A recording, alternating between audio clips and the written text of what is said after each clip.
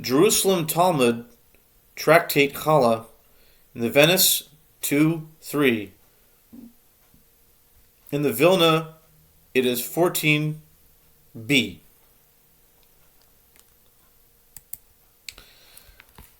Does not the house combine them together? Things which one objects to being mixed, the house will not combine together. If one would not object to their being mixed, the house will combine them. The status of impure and pure dough is that one is assumed to object to their being mixed. If the dough is challah, but a dough of secondary impurity has no invalidating touch for tevel, it was stated, Rabbi Eli says, in the name of Rabbi Eliezer, for food and fluids, one gives heave from pure for impure. How is this? If somebody pickled olives in impurity and wants to give heave in impurity, he brings a funnel whose opening is less than the width of an egg, fills it with olives, and puts it on top of the amphora, and it turns out that he gives heave from what is earmarked. Why does it have to be less than the width of an egg? Are these not single pieces? It is only that not many olives should become impure. They said to him, the only fluids called fluid are wine and olive oil. How is that? One beam for two pits, or two beams for one pit. One understands one beam for two pits, but two beams for one pit? Is it not that if it is partially impure, it is totally impure? Rabbi La, in the name of Rabbi Asi, explain it. If he had intended to process it in one batch, and he changed his mind to make it in two batches. Rabbi Yossi ben Rabbi Abun said, this applies if it became impure after he siphoned off the froth and the seeds formed lumps. But if it became impure before lumps were formed and he siphoned off, it does not apply. Rabbi Tabi, Rabbi Yoshia, in the name of Rabbi Yanai. Practice follows Rabbi Eliezer. Rabbi Isaac bar Nachman, in the name of Rabbi Yehoshua, followed Rabbi Eliezer. Rabbi Huna, in the name of Rabbi Chanina. Practice does not follow Rabbi Eliezer. Rabbi Yossi ben Rabbi Abun, Rav Yehuda, in the name of Shmuel. Practice does not follow Rabbi Eliezer. There came a case before Rabbi Imi, and he did not decide. He said, there are 2 against 2. They said to him, but Rabbi Isaac bar Nachman agreed. Nevertheless, he gave no opinion. Venice 3:1. Mishnah. One may eat a snack from the dough until it was rolled, if wheat dough, or compacted if barley dough. After it was rolled, if wheat dough, or compacted if barley dough, one who eats from it commits a deadly sin. After she added water, she may lift it challah on condition that there be 5 quarters of flour. Halacha. One may eat a snack from the dough. Rabbi Chagai said they taught only as a snack, but as a meal it is forbidden, since he would use a subterfuge to free it from challah. Rabbi Yossi said, if that were the reason, one could not infer anything, since even if he takes it from 2 or 3 pieces of dough, since he will return the remainder to something not fully processed, it is permitted, following what Rabbi Yossi said in the name of Rabbi Zeira, Jonah Rabbi Zeira, in the name of Rabbi Elazar. Even what is in a flask did not become tevel in case it was not fully processed, since he would put it back in the end. But that means he who cannot process an impurity because he is unable. Therefore, if he is able, this does not apply. This means that it is forbidden for a person to make his dough cob-sized. For all other things, one goes after compacting. If one made a dough from wheat and rice, after what do you go? after rolling or after compacting. Rabbi Yehoshua stated challah in a form after it was rolled, or for wheat flour, or compacted for barley flour.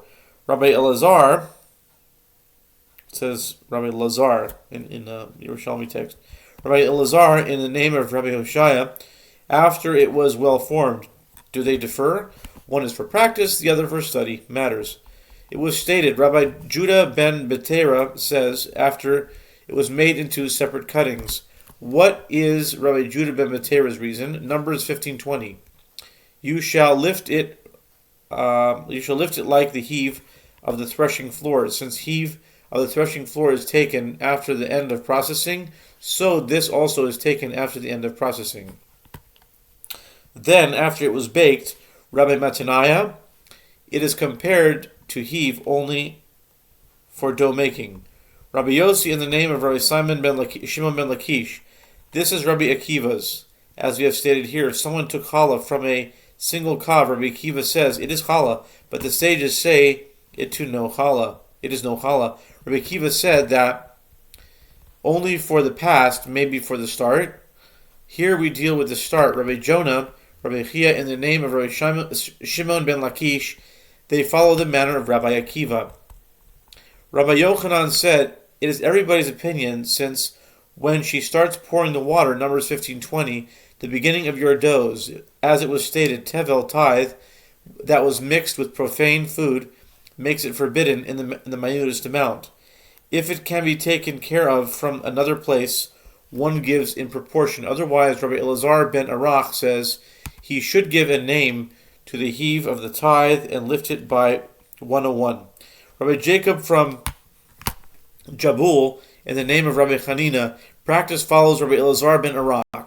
Rabbi Yochanan said, what they taught the Kohanot implies, here we come back to the Kohanot again, full circle.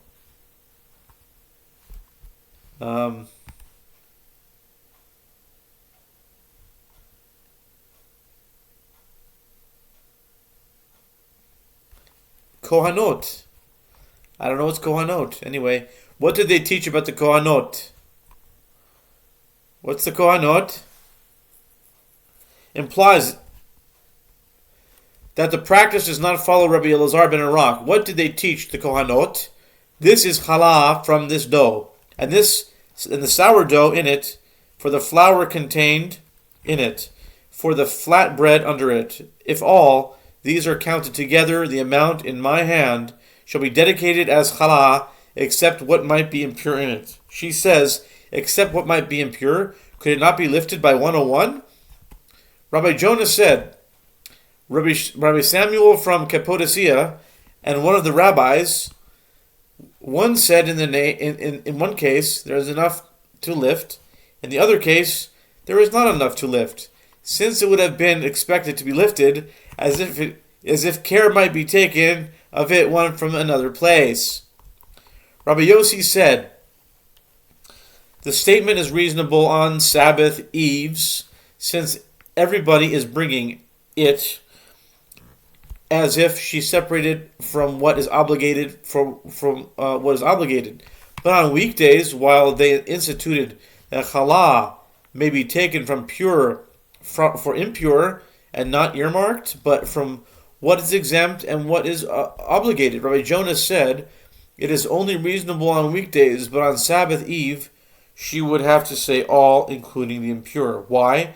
Since some dough is taken from before all is one mass, when all is made into one mass, the former is sanctified as challah.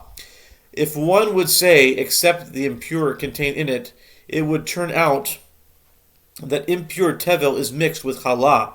If you say all, including the impure, it is impure profane. Therefore, it is better to give from what is exempt. For what is obligated to avoid impure tevel mixed with challah. Rabbi Samuel ben Idamon said, does it not become dedicated retroactively? Since it is dedicated retroactively, it is as if one gave from what is obligated for the obligated. Why, on condition that there are not be 5/4 of flour. Rebbe said the Mishnah was formulated before they instructed the Kohanot. Venice 3:2. Mishnah. If the dough became dama before it was rolled, it is exempt, since dama is exempt from Challah. If a doubt of impurity arose before it was rolled, it may be processed in impurity, but after it was rolled, it must be processed in purity. Halacha. Rabbi Jonah said, the elder Rabbi Chia stated two contradictory things: that tevel is counted with profane food, and that every doubt invalidates heave and disables profane food from becoming heave. This is difficult. If tevel is counted with profane food, why should it be disable profane food from becoming heave? That means it is counted with heave. Rabbi Jonah said, we also have stated both statements.